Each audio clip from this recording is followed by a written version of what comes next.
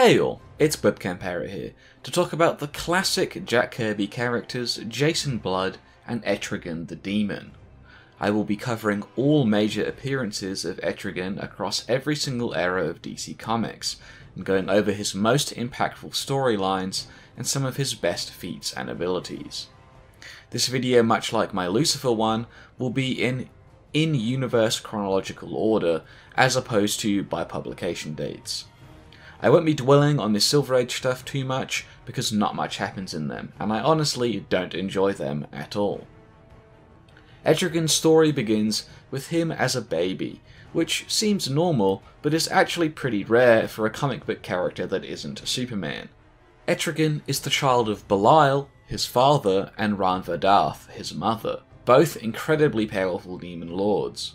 As a result, even as a child, it was said that Belial was come to regret his decision to father him, as Etrigan grew to be loathed and feared by all of hell. His insufferable deeds intimidated even Lucifer, greatest demon of them all, who demanded that Belial find a way to control his son.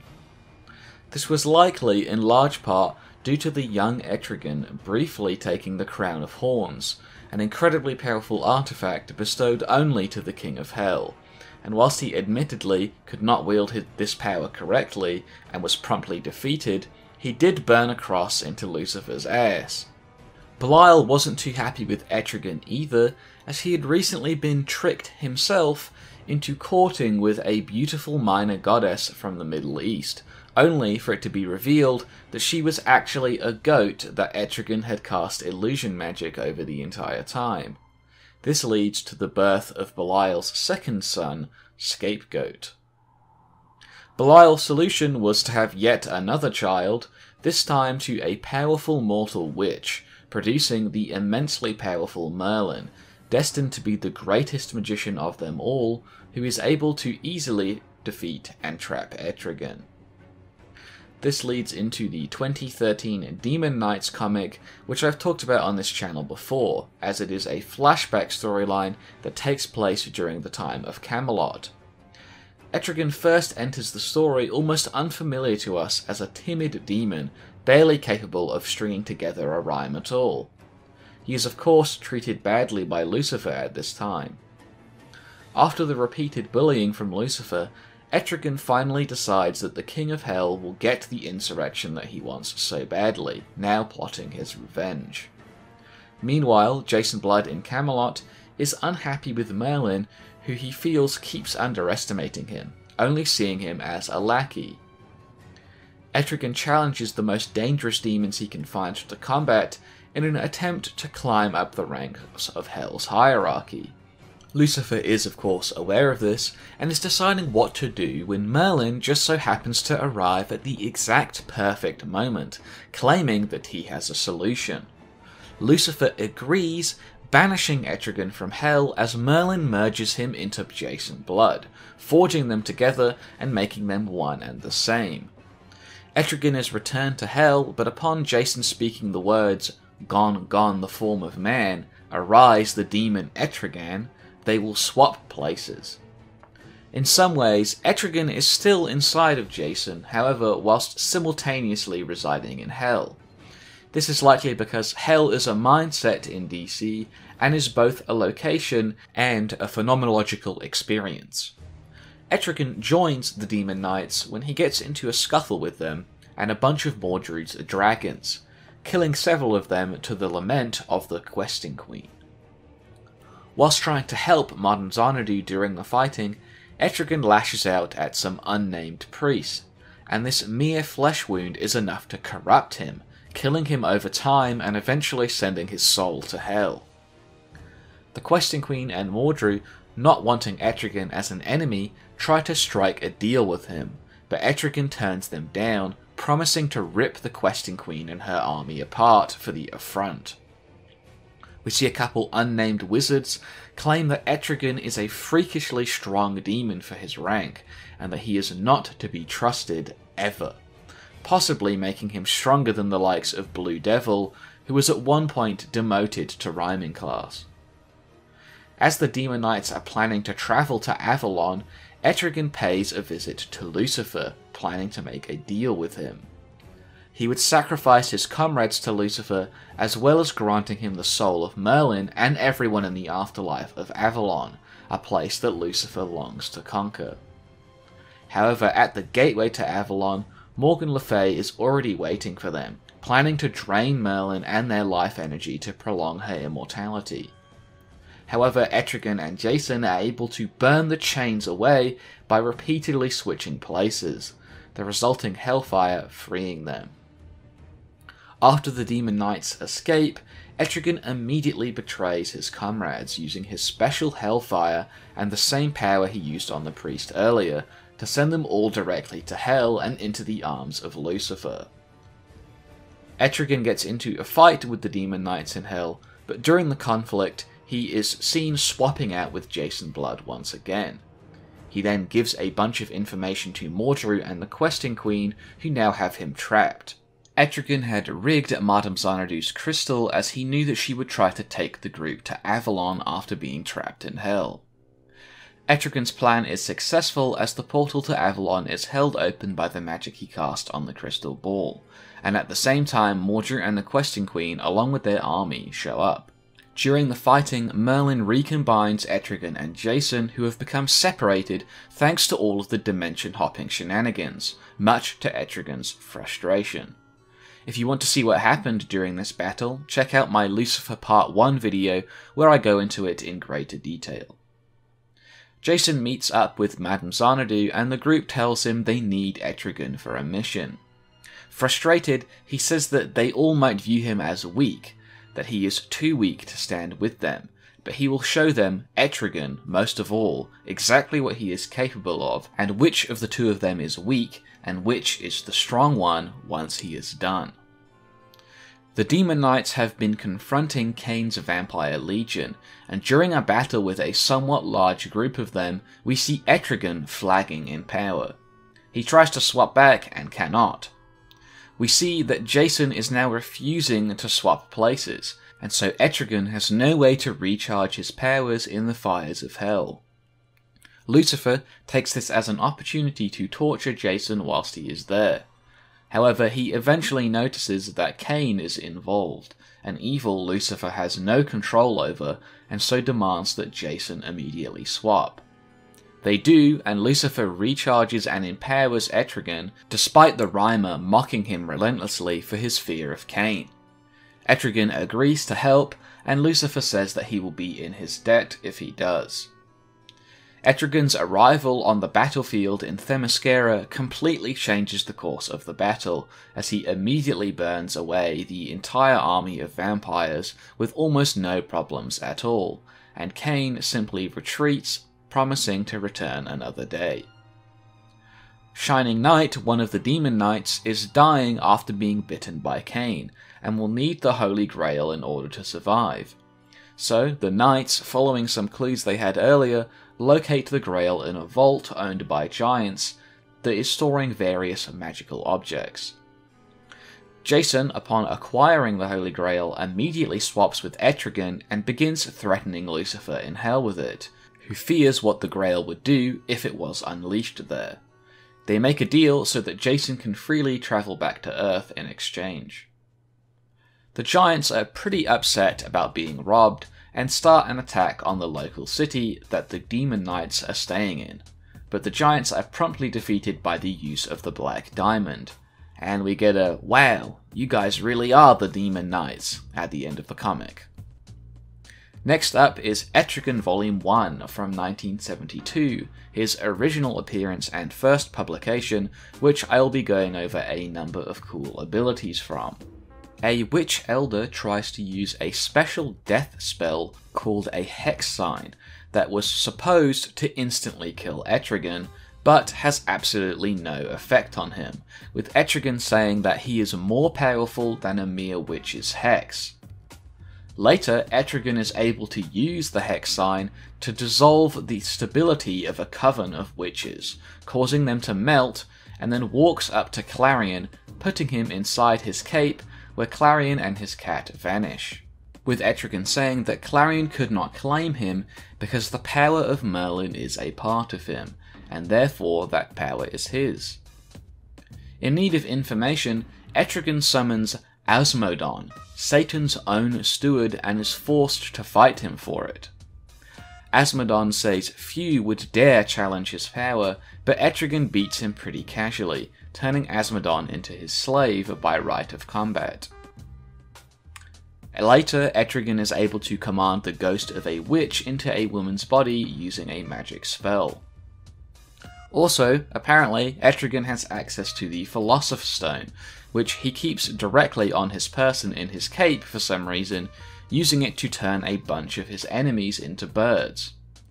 It's possible that this is the same Philosopher's Stone that we see later that is in fact the Whirligog, which is also a piece of the source, and is absolutely not something that Etrigan should just be allowed to carry around with him so nonchalantly. I won't cover it here, but the Whirligog has some absolutely insane stuff. Not that Etrigan ever uses it that way anyway. It is possible that this is a separate Philosopher's Stone, which is something that I will explore in a different video.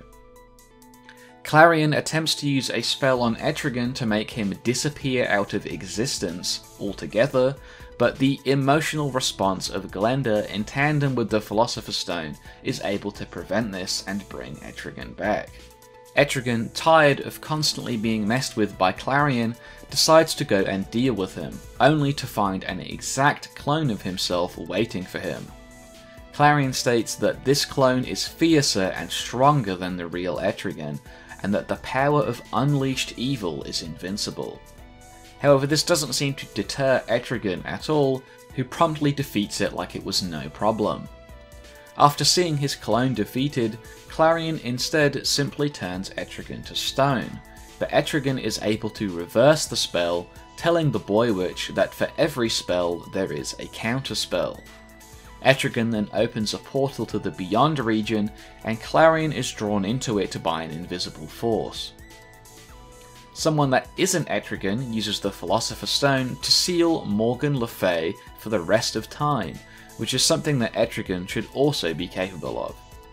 This same character summons a demon using the Philosopher's Stone and dies as a result. This summoning produces the Nether Flame, a flame that can destroy and enslave the soul of any creature. Jason is able to whisper a counterspell to protect his body and dispel this magic fire.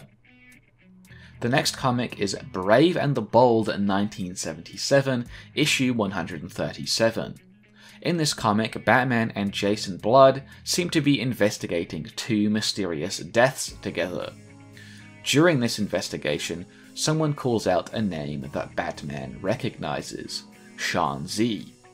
We see in a flashback that Shan-Zi had been fighting the Spectre and easily overpowering him, but Batman was able to save the Spectre at the last minute, distracting Shan-Zi long enough for his powers to run out.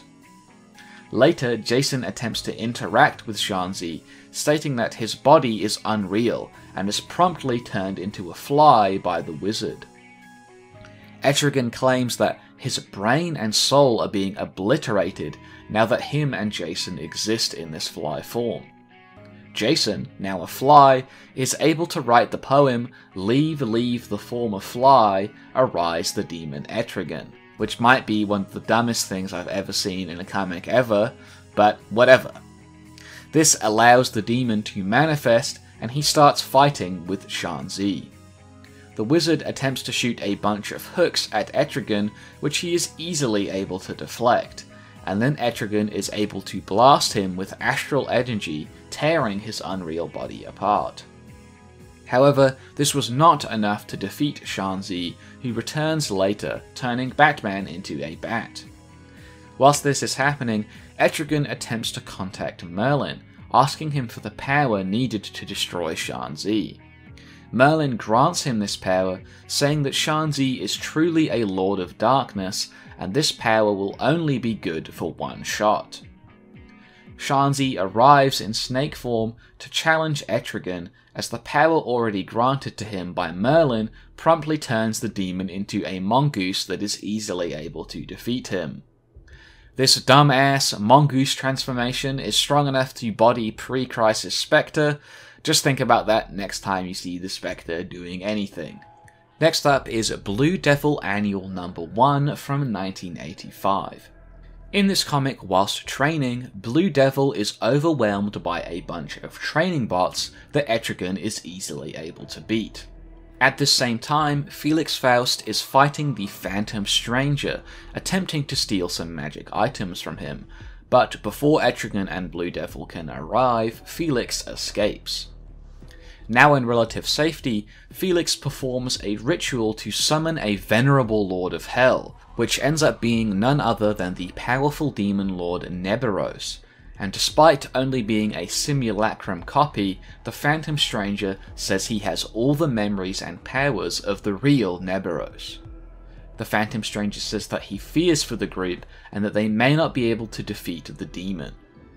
But right after this, Etrigan is able to bypass Neberos' defenses, biting clean through his leg.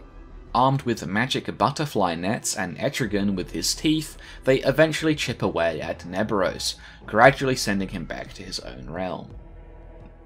Now without Neberos to defend him, Felix is easily defeated. Creeper says that they all worked so well together that they should form a team, and the rest of them say that's the stupidest idea they have ever heard. In a comic I have spoken about before, called Hell is Earth from 2018, that I have talked about before on this channel several times, we see Etrigan is tormenting Jason with an onslaught of bad dreams, taunting him. After this, we see Jason notice a huge hellish missile flying towards himself, and before he can transform into Etrigan, it blows up, incinerating him.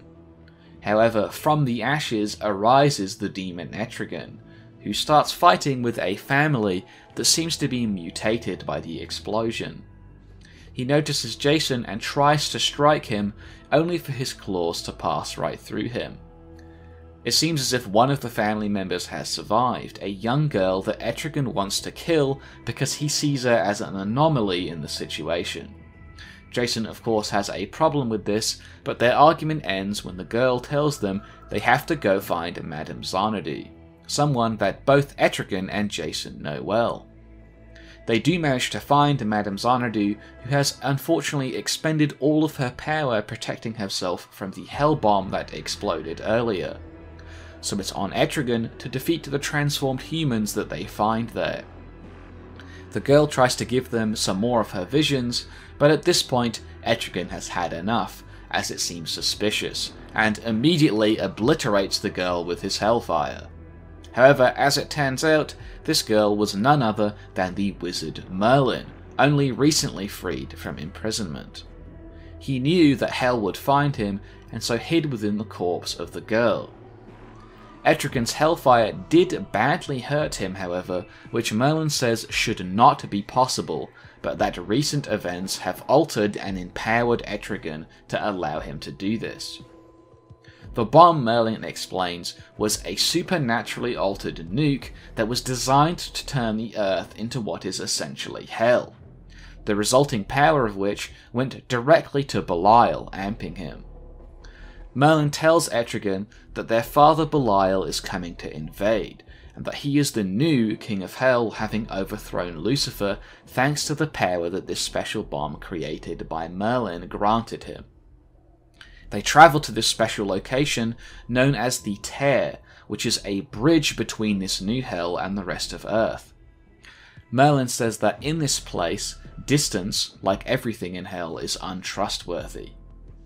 Whilst there, they run into Ruskoff, Belial's brother and Etrigan's uncle. Etrigan tries to befriend Ruskoff, but is only rudely insulted in return. In response, Etrigan easily kills Ruskoff and the rest of the demons accompanying him, and Merlin says that the energies unleashed by the explosion have given Etrigan much strength. Merlin says that if things keep going as they are, Earth will be transformed into Belial's perfect hell. His power will grow immeasurably, he will be unstoppable, and all of existence will be doomed. Eventually, Belial comes to confront them directly, and despite Xanadu and Merlin working together, they are both easily defeated by him thanks to his new power. Xanadu attempts to distract Belial, whilst Etrigan brawls with Lucifer, now turned into a dog thanks to Belial. In a last desperate attempt, Merlin gives his remaining life force and power to Etrigan, who is baffled by the strength he is wielding, barely able to control it. Xanadu says that even the small amount of power that she received from Merlin earlier nearly killed her. Merlin then has Etrigan draw Excalibur from his body as a way to channel this vast energy. Etrigan puts the sword to use, easily defeating Lucifer, and begins to combat his father Belial. Bear in mind that earlier in the comic, Merlin directly tells us that Belial is the strongest being to have ever sat upon the throne of hell, but he is still no match for this empowered Etrigan. Belial tells them that they can't kill him because if they do, the magic will be broken and the entire universe will be destroyed. Etrigan turns to Jason and asks him what he thinks, and Jason says he's in a gambling mood, and Etrigan promptly cuts Belial's head off in a single swing, declaring himself now King of Hell and taking a seat upon the throne with Belial's head on clear display. This storyline only came out recently and has yet to be continued, so we do not know what happens after this, but eventually things will return to the status quo. Belial, Lucifer, and Merlin all have some sort of regeneration and have come back from things like this in the past, so it's not really surprising to see them again later. Hopefully this storyline is expanded upon in the future, because I would like to see what Etrigan does as king. Next, in a little comic some of you might have heard of, Crisis on Infinite Earths, issue 12 from 1986, Etrigan only appears briefly, but we see him defending the universe against Anti-Monitor's shadow demons, which he is able to defeat with his hellfire. This is more impressive than it might seem, considering these demons were a serious threat to Olympus and killed 3 gods there in this same event. Etrigan would also appear in Swamp Thing Volume 2 issues 49 and 50 from 1986 during the classic Great Darkness saga. Whilst they are preparing, the Phantom Stranger says they will need Etrigan as he is a powerful rhyming demon, and Etrigan informs them that all of Hell is in upheaval as a civil war amongst demons is forming. In this same comic, Etrigan says that the rhyming cast are the elites of Hell, its cream of the crop. In The Demon Volume 2, issues 1 through 4 from 1987, we see that Glenda and Jason are on vacation together. Glenda has found a demon in one of Jason's books that has an uncanny resemblance to Etrigan, the demon lord Belial. Jason seems to be reluctant, but they decide to ask Etrigan about this, with the possibility of freeing themselves of the demon. Etrigan hits us with some weird, esoteric, long-ass poem that basically ends with, "Go to Ireland, nerds," which they then do. Now in Ireland, they find a hidden book with information on Belial. As they are doing this, a demon pulls itself out of the mirror and begins to attack them. Etrigan is able to easily disembowel this demon, after which he notices that Glenda is missing, and a note has been left for him by Belial. Jason summons Belial using the Philosopher's Stone, and tries to make a deal with him, but Belial only laughs, saying that he is the Lord of Lies, and cannot be trusted with any sort of deal. He then claims that the Philosopher's Stone was accidentally created by him at the same time that Merlin was. Jason tries to use the Philosopher's Stone as leverage, demanding that Belial do as he says, but the demon only snorts at this, saying that Jason cannot control him. Jason's defenses fail, as Belial rips through them, taking his friend Harry in exchange for returning Glenda. Jason is understandably annoyed by this, and uses the same summoning circle along with the Philosopher's Stone to summon Etrigan out of him, which causes the demon great pain. As a result, they are able to get Etrigan to tell them a way to break the spell that binds Jason and Etrigan. they plan to head to Merlin's chamber, where they will use a specific song to take control of Merlin, forcing him to lead them to a location where he walks through a brush of hawthorn, which kills him instantly as it is a strong magic bane. This ends the spell, freeing Etrigan from Jason. The demon mocks Jason, telling him that now, without him, his soul feels fractured and cold, mind very numb, and his bullocks not bold.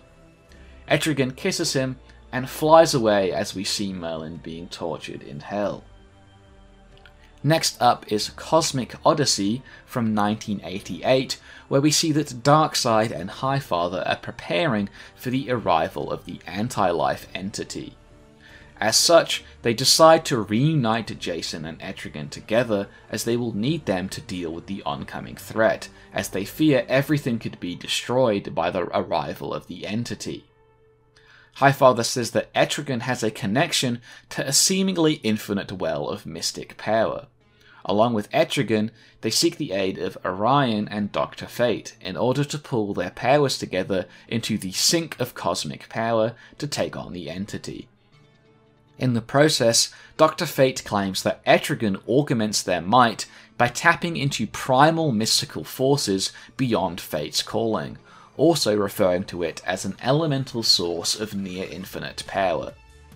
Using this collective power, they drive back the anti-life entity with a powerful blast and destroy the dimension it was hiding in. Unfortunately, that is all I'm able to cover in this video, as I have much more to talk about for Etrigan. I will probably be turning this script into 2 or 3 parts, and so I hope you have enjoyed what you've heard about Etrigan so far, as I will have to see you in the next one.